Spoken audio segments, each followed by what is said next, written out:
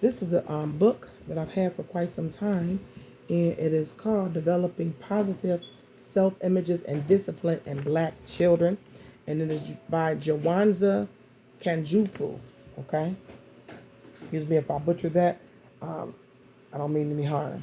So I'm going to be starting at chapter 2. And it's talking about developing positive self images and self esteem in Black children. And I'm going to just skip down to some places where I highlighted. People discover who they are and what they are from, the ways in which they have been treated by those who surround them in the process of growing up. Dr. Bird is emphasizing that each person tries to be the kind of person that he thinks his environment expects him to be. If his parents or his teachers show him that they think he is bright, he tries to meet these expectations and he accordingly tends to achieve academically. Conversely, if the adults indicate by their remarks and their attitudes that they expect him to do poorly, he performs at a level in keeping with the adults' estimates of his ability, almost regardless of his true ability. It's crazy. The development of self esteem emerges from the first contact the child has with his family. These experiences in infancy lead gradually to an awareness of self, and the maturational forces and environmental experiences shape self concept and self esteem. Okay? So your birthplace of your self esteem is in your family. Okay? Very, very important to know. So it says indications of self esteem. Research done as early as 1939 by Clark and Clark documented the negative and confused racial attitudes frequently expressed by black children. The black children who participated in the Clark studies usually expressed a preference for white dolls and rejected the black dolls. The Clarks note that it is clear that the Negro child by age 5 is aware of the fact that to be colored in contemporary American society is a mark of inferior status. That's deep, very deep. We're going to skip down to Alvin Poissant. Okay, he says black children, like all children, come into the world victims of factors over which they have no control. In the looking glass of white society, the supposedly undesirable physical image of tar baby, black skin, woolly hair, and thick lips is contrasted unfavorably with the valued model of Snow White, white skin, straight hair, and aquiline features. Okay? And then it says more recently, there was psychologists Susan Ward and John Braun had found that black youngsters develop greater self-esteem than in previous findings and preferred their own color. And it says this was mostly due to the activities in the 60s and the 70s. Blacks, it says, although blacks are over disproportionate in their consumption of hair care and cosmetic products. So even though, like, as time went on, we started to, our children are starting to identify what they love being black. They want to play with their black because of the black power and all of the things that the wonderful people did during the civil rights era into the 70s, where say it loud, I'm black and I'm proud, all of that. And then the birth of hip hop and us being able to express ourselves and seeing more black actors, more black faces. We had a black president. Our children are being more comfortable in their blackness, but there still is a disproportionate consumption of hair care and cosmetic products. Ain't that crazy? So it's like we're the only race that has like a beauty supply. There's no other races really have those. They might have something where they could go pick their stuff up at. We have like a beauty supply. Like we have to be supplied with things that make us beautiful. And you guys are already beautiful. So say, I am beautiful. I am beautiful. Okay? I am black and beautiful. I am black and beautiful. All right? So let me see, where did I stop off? It says the quest for self-esteem has been historically unstable and often volatile. Hence, black self-esteem is reflective of a situation Du Bois described well over 80 years old. This double consciousness, this sense of always looking at oneself through the eyes of others, of measuring one's soul by the tape of a world that looks on in amused contempt and pity. One ever feels his two-ness, an American A Negro, two souls, two thoughts, two unreconciled strivings, two warring ideals, and one dark body, whose dog strength alone keeps it from being torn asunder. Self esteem is one of the most important possessions a person can have.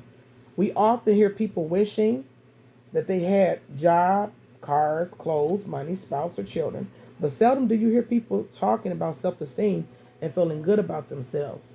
The best way to solve any problem is to first admit you have one. Very few people admit they have a low self-esteem, and fewer develop strategies to improve it. It says in my workshop on self esteem, I asked the audience to give me examples and illustrations of people portraying low self esteem. And listed below are the frequent answers and responses. A young female that's adolescent that wants a baby so she can be loved. That's somebody displaying low self esteem. Like, I want to have some kids so I can feel love. That's not why you have children. You have children because you want to continue your legacy. You want to bring other beings into the world. You want to be able to pour into them and have them grow up to be better and bigger than you in every way possible, and not to suffer through what you suffered through. That's why you have children. Okay? To keep your family name going on. Not be like, so you guys can love me. All right. Students lacking confidence and assertiveness to sit in front of the class, ask and answer questions, and participate in extracurricular activities. So some kids who like sit in the back because they might have low self-esteem. You know what I'm saying? Like, I don't want nobody looking at me. Okay. It says young male adolescents who want to hurt somebody. That's low self-esteem. Because if you care about yourself, do you really want to hurt other people? Like, hello, doofus. You know, they say little weird stuff like that. Puke face. Me and you after lunch. Like, somebody that feel good about themselves, that has good, high self-esteem, doesn't want to hurt people. So when you see people that want to hurt other people, they have low self-esteem. Yeah. That's what it's saying. These are well-learned people saying that. Women whose major objective is to be married regardless of the person. They just want to be married to anybody. Everybody they meet is their husband. Like, it's my husband. Oh, girl, how long y'all been going out? We went on one date. Oh, this my husband. Okay, girl, I already know that's right. Y'all, where y'all be going to? What y'all be doing? We ain't went out yet, but the way he look at me sometimes, and I could sense. I done had a dream. The Lord told me that's my husband. Every man is not your husband. Say every man is not your husband. Not your husband. I haven't felt that none of. I mean, nothing against y'all fathers or anything. I'm appreciative. I love you guys, but I didn't feel that those were my husbands. I haven't felt that yet. I don't know if I want to get married or not. A part of me do, part of me don't. I might be a little confused on that. But as far as me wanting to be partnered with someone, you have low self-esteem if you think any and everybody you kind of partner or look at you just running around trying to impress them. That's low self-esteem. And people will never admit to that. They will never say, I think I got low self-esteem. Okay? All right. Men who abuse their spouses and children. That's a man that got low self-esteem. Because a man is supposed to do what? Protect and what? Provide. Say a man protects and provides. If a man wants to abuse what you're supposed to be protecting and providing for, do you have do you love yourself and have high self-esteem? No, you got low self-esteem. It says also people who, sexually violate women and children or men. If you're doing that, you can normally just go out on a date and get that naturally. You know what I'm saying? It's low self-esteem. People who consciously try to alter their physical features to look like somebody else. You can never say this out in public because plastic surgery is in. But if you see somebody, how their face look or how their body looks, you like, I want my body to look that way.